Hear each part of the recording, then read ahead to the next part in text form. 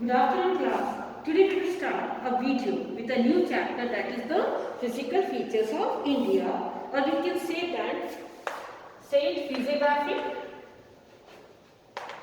or you can say the relief features.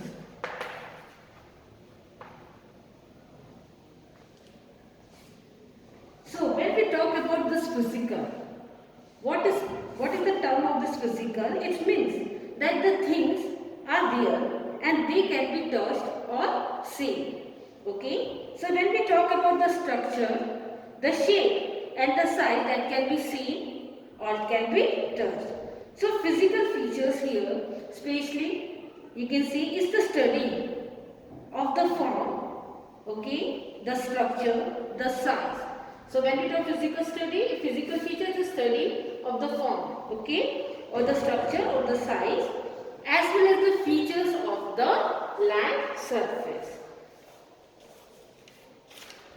So in this introductory video, we will read about various land form, okay. So we will read about what? We will read about various land form. Then we will see the formation of this various land formation. Then we will talk about the extension of these land form.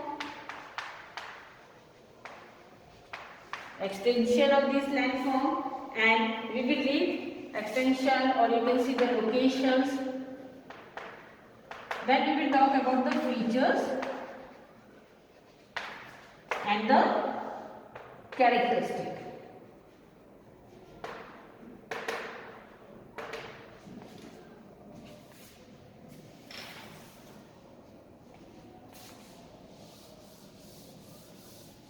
And we will read about in this various land form, okay. So in India we will read about the physical division, okay, of these land form. First we will talk about the mountain, okay, in which we will read about what? Himalayan ranges. And then in the south, we will read about the south of the mountain is the plain, okay. And then we will talk about what? The plateau. And some of the portion of the desert region. Then you will see the coastal region or the coastal plain. And at last, we will read about what? We will read about the groups of islands.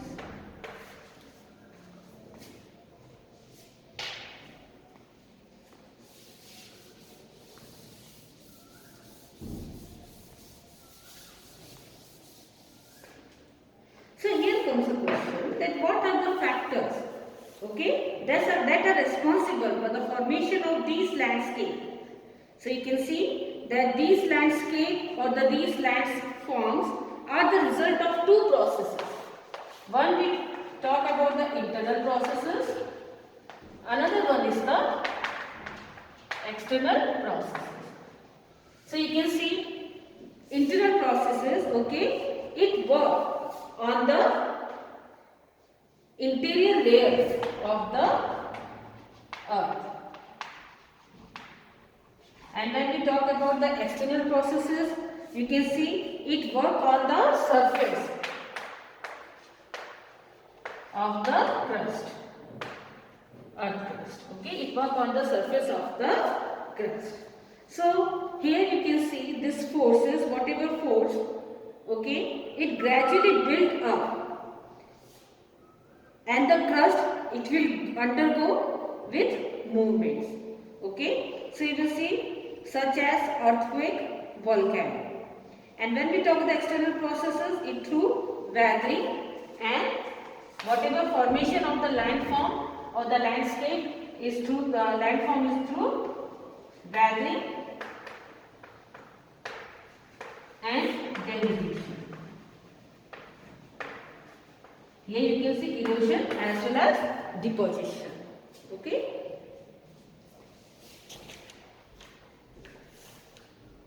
So when we talk about this internal and external process, one we saw, another factor here responsible, you can see that different rocks, okay,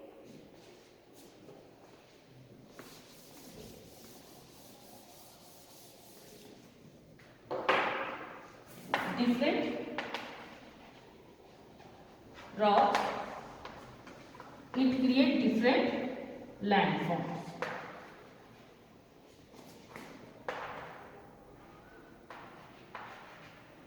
So when we talk about hard rocks,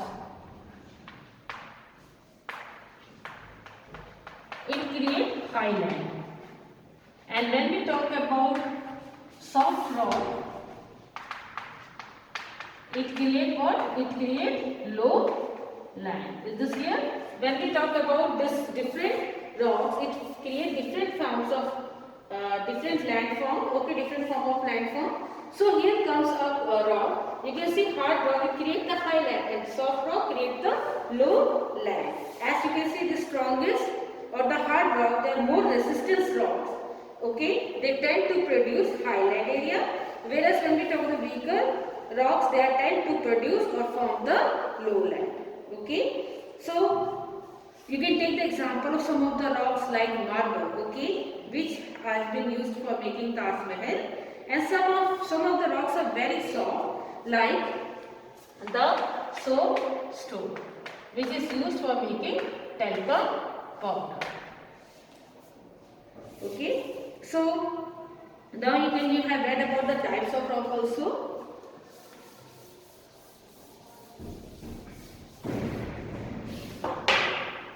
Here comes types of rock. So you know the three types of rock: the igneous, the sedimentary, and the third is the metamorphic rock. So when we talk about this igneous rock, you know that they are the molten rock, magma or the lava. They cool and then they solidify. And when we talk about the sedimentary rocks, you can see here the particles of the soil, okay, is being eroded either by air, by water and river, and then they later you can see it is eroded from one place, and then they move from one place to another, and then they start sedimentation or accumulation started over there. And when we talk about the metamorphic rocks, you can see when existing rocks, okay, these rocks, when it change it into another form of rock through heat or by heat or pressure, you can see the rock here will transform into another rock, so mineral, that we call the metamorphic rock. Okay, so you can see here that the different landforms are created by the different types of rocks.